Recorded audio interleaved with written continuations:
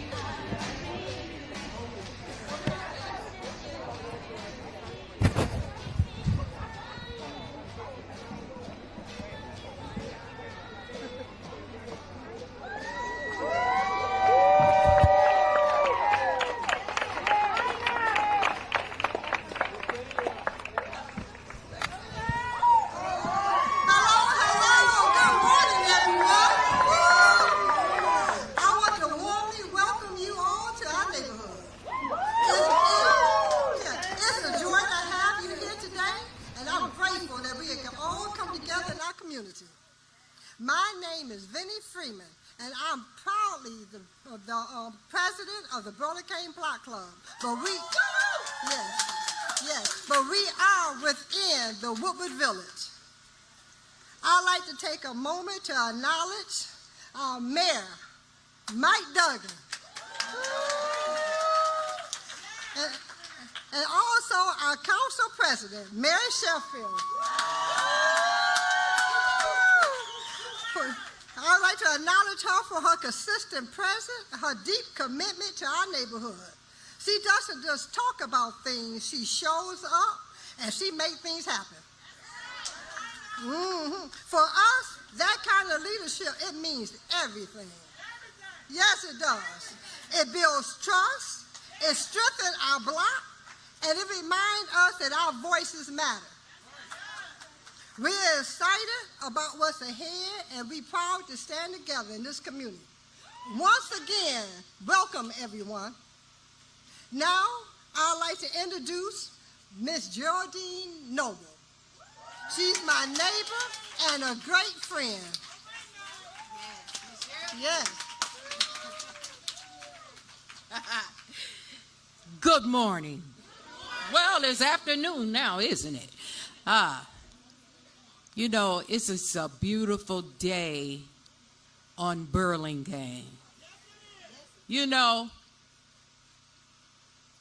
my name is Geraldine Noble, and I'm the homeowner here. And I just like to thank our council president of the city of Detroit for her hands-on support. Just to make a long story short, I met the mayor at the Williams Center. If you know, that's on Martin Luther King. No, it's not. Rosa Park. And thank you. I appreciate that. Hey, we're in this thing together, and we got work to do. All the senior citizens here on this neighborhood, we've been here, and we have sustained this neighborhood. We didn't pack up and go when the city got rough. We had prayer on the porch. We had church on this porch. And I just want to give God the glory this morning because he is the reason why we're here.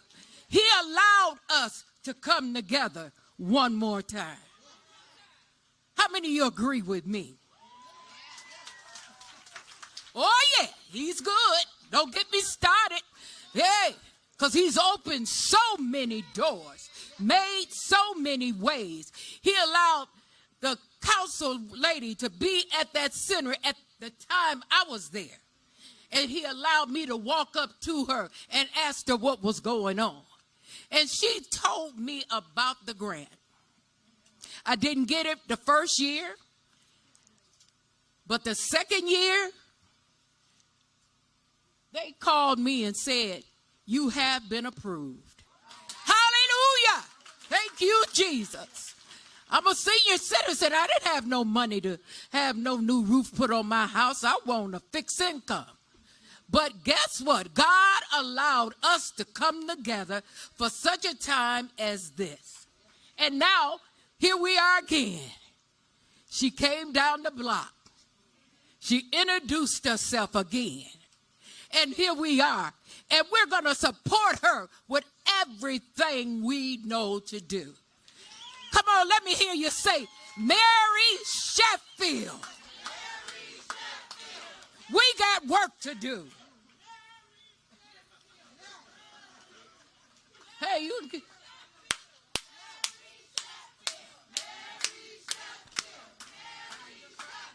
Hey, we got work to do.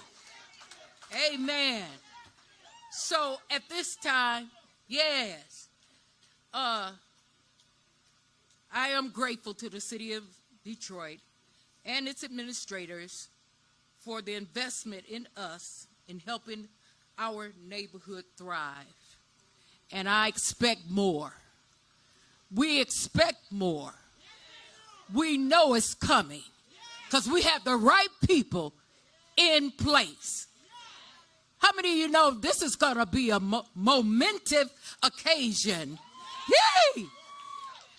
First time the city of Detroit has ever had a female. Yay! Come on, y'all. Wrap it up. All right. I got to wrap it up. My closing remarks are, thank you so much for listening to me, and you're so welcome to Burlingame Block Club. Now, at this time, it gives me great honor, to introduce the mayor of Detroit. The mayor of Detroit is being introduced by Geraldine Noble, Mike Duggan. Let's give it to him. Oh. All right. Well, listening to Miss Geraldine, I think we're lucky she never ran for mayor. Oh, my goodness. But this is what we do. And from the time Mary Sheffield came on council, her first thing was to push for more and more home repairs, particularly for seniors and folks of lower income who couldn't fix them up themselves, people who had spent their lives in this community, paid off their house, and were living on maybe a little retirement check or some Social Security and couldn't do the roof. And we've now done more than 2,000 roofs in neighborhoods like this. So the council president called me and she said, hey, we've got another one of these events. Will you want to come out with me? And I said, of course, I love doing these. And she said, and by the way, while you're there, do you think you might do a little announcement? And I thought, I can't imagine a more appropriate place than in a neighborhood that's being rebuilt, right? So I left a job I loved at the Detroit Medical Center, and I spent the last 12 years believing this city could be rebuilt.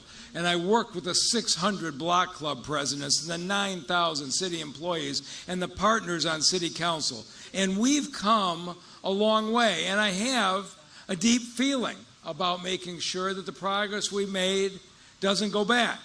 And from the time I announced I wasn't running, people kept saying, who are you supporting? Who are you supporting? And here's what I knew from the beginning. The most qualified person, the best prepared to be the next mayor, was Mary Sheffield. I knew that from day one. But here's what I didn't know. In this business, your best person to do the job a lot of times doesn't run the best campaign. Right? You watch them fall flat, and I said, I'm not going to get involved. I want to see the leadership of these campaigns. I want to see who can get out there in the community. And with the kind of campaign team that's out here, I can see why Mary Sheffield's been so successful. But I loved watching her run a campaign of unity. And every week she went out and did these forums. I think she did like 24 forums. She wasn't afraid of anything. Okay? I hear some of these commentators say, gee, do you think Mary Sheffield will debate? I'll say, where have you been? She's been debating every week. She hasn't been the one, right, that's been afraid. I was so proud of the campaign that I saw that when she came back after the primary and said, are you ready to let the rest of the community know how you're feeling personally? I thought, I do, and I want to tell you why. And the Mary Sheffield I worked with for the last 12 years, things that you haven't seen. But in 2016, I wanted to bring the Pistons back down here from Auburn Hills to Detroit where they belong.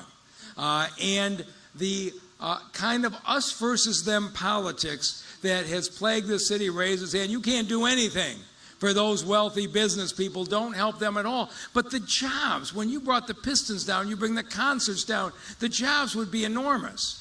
And it was a little controversial. And a relatively new council member, Mary Sheffield, came to my office. And she said, I like this Pistons deal, but we need to have a benefit to the neighborhoods if I'm going to support this. And I said to her, well, we're in the Downtown Development Authority, and under the state act, you can't take the property taxes out of downtown. And she says, no. She says, but you can take the income taxes. And she said, do you know that when visiting NBA players come to play in Detroit, they have to pay income tax on their salary? I said, yes, I knew that. She said, do you know that's going to be more than $1 million a year? I said, I didn't know that. She said, how about if we change your proposal and we take the $1 million a year in new income taxes from the NBA players and we create a neighborhood beautification fund and we put that fund into the neighborhoods to restore communities? And I sat there thinking, that is a brilliant idea. That's leadership. We changed the proposal because of Mary Sheffield. And when we did, she stood up and supported it, but that wasn't the end of the story. Because even though she had done that, there were still people out there, and you know how this city is. They are just so angry that you give anything to any business. They started this false story that it was going to take money from the schools. It just wasn't true. And even the school's leadership said, it's not true, but it doesn't stop the spreading on social media in Detroit, right? when the vote came out, Council Member Sheffield took a lot of grief. They said, you took money from the schools. And they had a big meeting in a church. And I watched the video. Mary Sheffield walked into that church. And she said, let me tell you the truth. Let me set it straight. She told people the facts. And she told them how she got money from the downtown development into the neighborhoods. And she changed their minds. I said, this is a leader who isn't afraid to tell people the truth even when they don't want to hear it. A year later, we started to see people moving back, and I was starting to get concerned about gentrification, and we've seen it happening. And every single housing project that wanted a deal, I had a long arm wrestling contest saying, you got to do 20% affordable if you want to be here, and these developers were not happy about this. And in 2017, again, Mary Sheffield came down to see me. She says, I like your 20% deals, but they're all one-offs. And I said, no, it's a real problem. She said, what if it wasn't one-off? What if I sponsored an ordinance that said every single person who's going to build housing in Detroit and ask for help from the city has to put aside 20% affordable? And she said, and what if I did more than that? What if we didn't just make it harsh, but we gave them incentives? All this city land we're selling, what if we took a portion of it, put it in an affordable housing fund to help them do it, so that everybody knew when they came to Detroit, the mayor and the council were united? Mary Sheffield's affordable housing ordinance set the groundwork for the last 6 years. The city of Detroit built $1.5 billion, 6,000 units of affordable housing. We are leading America. And it was because of the leadership of the council president. And you're seeing the stories from around the country. They're shutting down tent cities in Washington. They're shutting down tent cities in Miami, in Los Angeles, and San Francisco. We don't have tent cities in Detroit, because the mayor and the council have been united that we are building thousands of housing units so where there's room for everybody in this city. That's the kind of leadership that we've had. And of course, you remember what city council meetings were like 12 years ago. Some of you went home and couldn't wait to watch the replay on TV, on cable at night, because it was more entertaining than what was on the other stations. Brenda Jones deserves enormous credit for setting a tone. And in the last 4 years, you have seen professionally run council meetings by a city council president that made this city proud. And it's a big part of why. Your quiz for the day. The last time a sitting council member was elected mayor of the city of Detroit was 1947. Eugene Van Antwerp. 75 years ago. Because for the last 75 years, as this city struggled and they had to decide on a new mayor, nobody wanted somebody from the city. For 75 years, they wanted change from the outside. And when I saw the results come in election night with a landslide victory to say, for the first time in 75 years, people see city council and their leadership as an asset, I was just so proud. And so to my supporters, I can tell you this. When Mary Sheffield becomes mayor, she's got a different style than I do. She's going to do different policies than I am. She's going to make different decisions. But I am 100% behind her because I know three things. She will work to build this city up with unity, not division. That she'll take Detroit's recovery farther into the neighborhoods and reach more people. And she will move this city forward and not backwards. And that's why on November 4th, I will be voting for the next mayor of the city of Detroit, Mary Sheffield.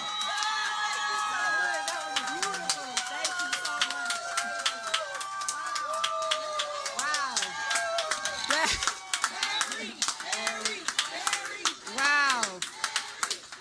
Thank you so much. Thank you so much. Good morning, Detroit. Let me first thank Mrs. Vinnie and Miss Geraldine for hosting us here in the historic Burlingame neighborhood. Let's give them a round of applause. To Mayor Duggan.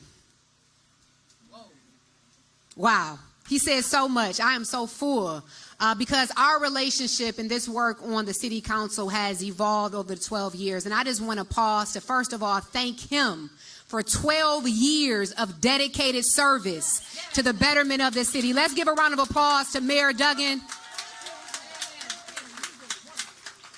I am deeply grateful. I am humbled to receive the support of our current mayor. His belief and his confidence in me to continue the progress and the momentum of our city, to ensure that the progress that we all have worked so hard for is not only protected, but is accelerated and sustained and move forward in a positive direction so that it reaches more people and reaches more neighborhoods. I have been intentional the last 12 years serving on the city council, ensuring that we are fostering a collaborative environment, one in which that has created a more productive environment that has allowed us to be a partner with this administration to move our city forward. When Mayor Duggan and I stepped into office in 2014, things were a lot different. From the challenges of bankruptcy to the hard work of rebuilding city services, restoring our neighborhoods, and attracting new investment, we have worked collaboratively through some of Detroit's toughest and most defining moments. It was the hard work, tough decisions, and a shared commitment to the people of this city that we've been able to restore stability and begin writing a new chapter for the history of our city. Now, I want to be very clear that we know me, Mike Duggan, and myself have not always agreed on everything. And I think that that is very normal and natural for the executive branch and the legislative branch to not always agree on everything. But what I think is most important is that when we've disagreed, we've always came back to what matters most. And that is our shared vision for the betterment of our residents in the city of Detroit. And to me, that is what leadership looks like. Mayor Duggan and I never fell into the trap of leading with rhetoric. Instead, we rolled up our sleeves and we found real solutions to the issues that matters most to our residents. Whether it was strengthening our neighborhoods, advancing affordable housing, or building more safe and vibrant neighborhoods. Take, for example, the senior home repair that the mayor mentioned, a program that was slated to be cut. The first time that I met with Mayor Duggan was in his office about this particular program. And we had some very tough discussions, but he worked with me to ensure that this program continued. And because of that collaboration, thousands of seniors have been able to age gracefully and safely in their homes. I believe it's fitting that we're here at Miss Geraldine's home because her story represents the story of thousands of Detroiters whose lives have been impacted because of our collaborative work. But that's just one example. Together, we've also worked to tackle the housing crisis, creating the city's first ever inclusionary housing policy and housing trust fund, which has created thousands of affordable housing units for Detroiters, ensuring that no one is left behind as the city grows. We've also collaborated on the city's first ever neighborhood beautification program, which has brought millions of dollars of grants back into our neighborhoods, giving residents the opportunity to transform their own blocks. We came to a historic agreement on right to counsel, ensuring that families can stay in their homes because they have access to a free attorney. We strengthen the support to our small businesses through programs like Motor City Match and the Detroit Legacy Business, and also the most recent ordinance that cuts red tape and makes it easier for businesses here in the city of Detroit. But with all of this work, we know that this just is the foundation. And as we just talked this morning with Ms. Geraldine, there is still much more work to do. Detroit is at a critical point, and I am grateful that our mayor and the overwhelming majority of voters in Detroit recognize that we need proven and experienced leadership. Leadership that doesn't just talk about the problems and the challenges, but leadership that has a record of building partnerships and coalitions and working collaboratively to get things done for our residents. And so my commitment, Detroit, is to build on the foundation that has been laid working with Mayor Duggan and our council, the foundation that is before us, by expanding opportunities, strengthening our neighborhoods, and making sure that Detroit's progress reaches every block in every family of this city. So I am thankful for Mayor Duggan's support. I am ready, I am prepared to lead Detroit to its next chapter. A chapter where Detroit will rise higher. God bless you all, and thank you all so much for being here. Thank you, Miss Geraldine. Thank you, Miss Vinnie. And again, thank you so much, Mayor Duggan. Thank you. All right, we're gonna just do our best.